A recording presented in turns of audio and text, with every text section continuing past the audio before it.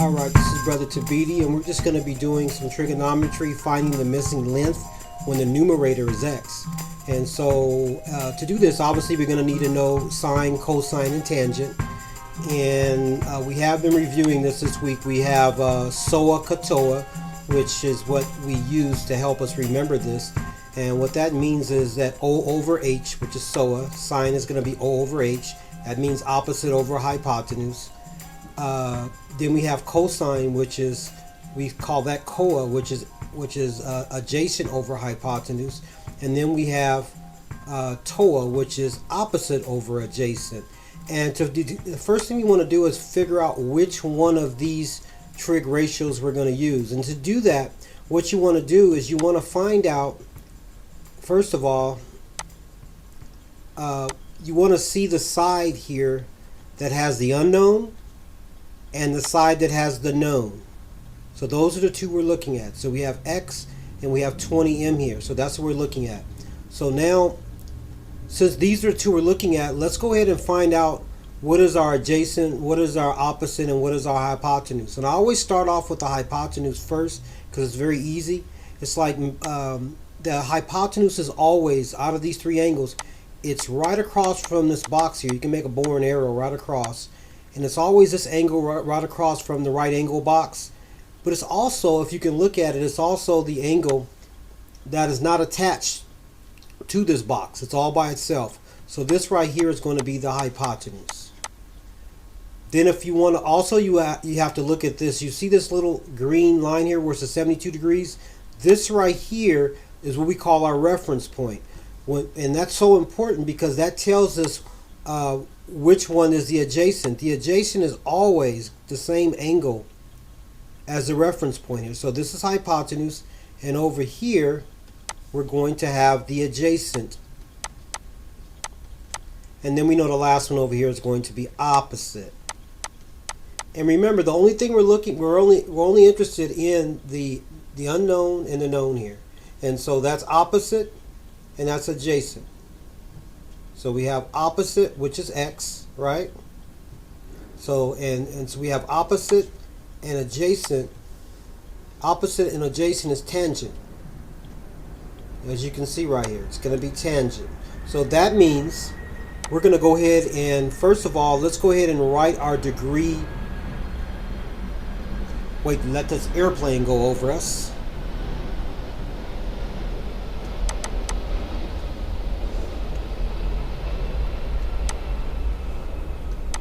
Okay, so the first thing we want to do is find out what is our degree angle. Well, you can see here in the little box here, we can see our degree angle is 72 degrees. So we're just going to put 72 degrees there. Go through our steps. That's step one. Step two says, what is our trig ratio? That means, what are we using? Sine, cosine, tangent, and we already told you in this challenge we're talking about tangent, so we're going to just put tangent there. And then the last thing is the ratio. Now tangent is O over H, O over A. And so let's go ahead and put in what that is. So as we said, O was the opposite. That's an X there, right? So we can just go ahead and put our X there. And then since we're using tangent, the adjacent, as we said here, is 20 millimeters. So we're just going to put our 20 there. Okay, now our next step down here, number 4, says multiply the denominator by both sides. So whatever number here is a denominator, this 20 here, we have to multiply that by both sides here. All right, and then step 4 here, we're going to be, it says multiply denominator by both sides. So I'm going to go ahead and just rewrite this that I have here. And what I'm going to do is put both sides by the denominator, which we already said was 20. So let's put 20 times 72 degrees. Then we go ahead and bring our tan down. Then we have equals x over 20 times 20. Okay, remember we're multiply 20 on both sides here. Now the next thing it says cross cancel. So let me go ahead and cross cancel if we have duplicates. Well, as we see, we have these two 20s here. Let's cross those out. And let's bring everything else down. So we have 20 And then we can go ahead and put in parentheses 72, because we're multiplying, 72 degrees tan. Close the parentheses. And what do we have? They haven't crossed out. We haven't crossed out the equal sign. We can bring that down. And we haven't crossed out the x. We can bring that down too. Now we're almost getting home free here. Now we've already cross canceled, so all of these things are done. This is done. This is done. And now it says we're going to multiply. But before we multiply, what we're going to want to do is we want to find out what is 72 tan. And so what you need to do is you go to your calculator. Let's go to our calculator. Okay, so in our scientific calculator, we want to find out what is 72 tan. Well, we want to find that out. Let's go ahead and all we have to do is go to our scientific calculator here, and we're going to put 72, and then we got, you see the sine, cosine, and tangent. You just click on tan, and then it gives you a number of 3.0776, and it keeps on going. But all we have to do is multiply this, as it says here, multiply to solve for x. So we're just going to multiply by the 20 here. So let's go ahead and do that. Times 20.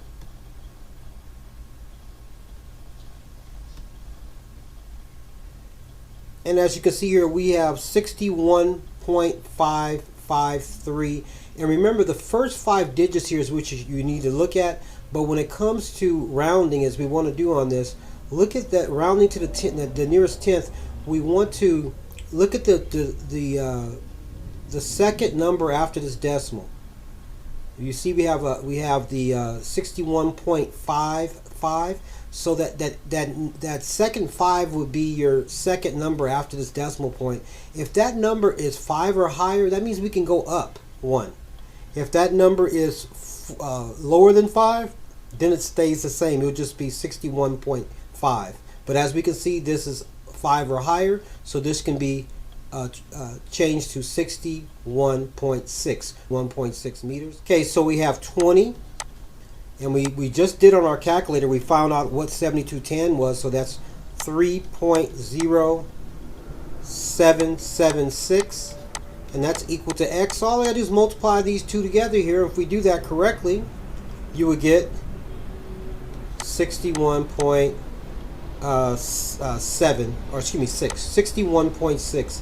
As we said, we had to round it. It was 61.55, but remember the second digit after the decimal. If this number is 5 or higher, we got to go up 1. Can't just leave it at 61.5. So that's how this became 61.6, and I do believe that was meters. So that's our final answer right here. X equals 66.6 m. All right, so that one is done. Okay, then let's do another one here. Let's do one if we say if we had one where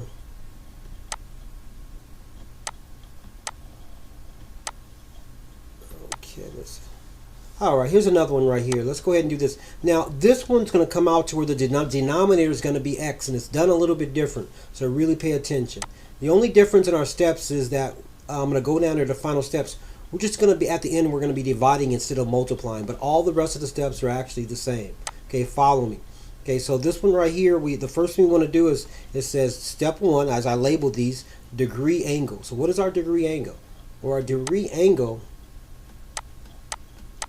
in this one, first of all, to find out our degree angle, we want to go ahead and find out what is our hypotenuse, what is our opposite, and what is our adjacent. And remember, I said the first thing you want to do is find out your hypotenuse. That makes your problem a whole lot easier. So we're going to go ahead and what I usually do for that is I'm going to make a imaginary line across from this box, bore an arrow right across from this box, and that we automatically know that this right here is going to be your hypotenuse. Also, you have to look at this reference of the 63 degrees here. This is actually telling you that this is one angle here. So we automatically know that this 23 over here is going to be your adjacent. And the last one here is going to be opposite.